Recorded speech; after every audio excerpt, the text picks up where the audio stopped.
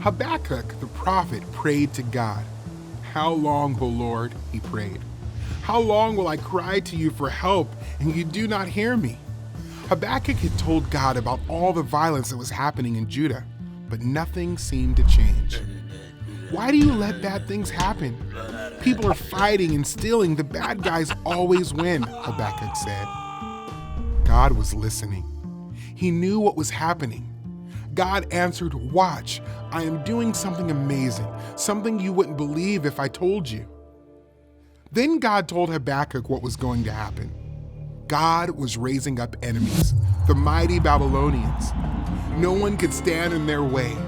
Their army would be strong and fast, like hungry eagles that swoop from the sky to catch little mice in a field.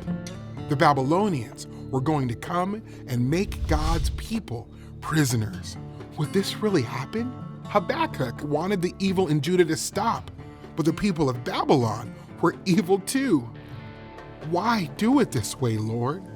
Habakkuk asked. God answered, "I'm going to show you what will happen. Be patient and wait for it. If you are righteous, you will live by faith. It may seem like evil people are winning now, but they won't win in the end," God said. God knows how to deal with evil people like the Babylonians. He promised Habakkuk that the people's captivity in Babylon wouldn't last forever. God was going to bring his people back to their land. Habakkuk prayed. People had forgotten about God. They didn't care about sin. They didn't pray. Habakkuk wanted that to change. He wanted people to wake up, to love God and hate sin.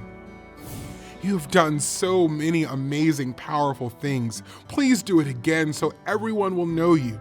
Be merciful to us," Habakkuk said. Habakkuk praised God for his power.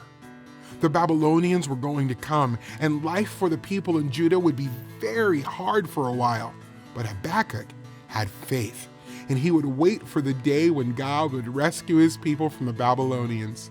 Finally, Habakkuk said, "Even if the trees and vines do not produce fruit, even if nothing grows in the fields, and even if there are no sheep in the pens and no cattle in the barns, I will be glad because of the Lord. I will rejoice in God who saves."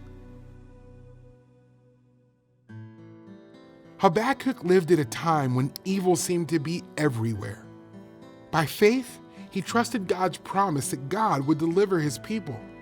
Injustice, violence, and wickedness surround us today, but we can live by faith and trust that Jesus will return to make all things right.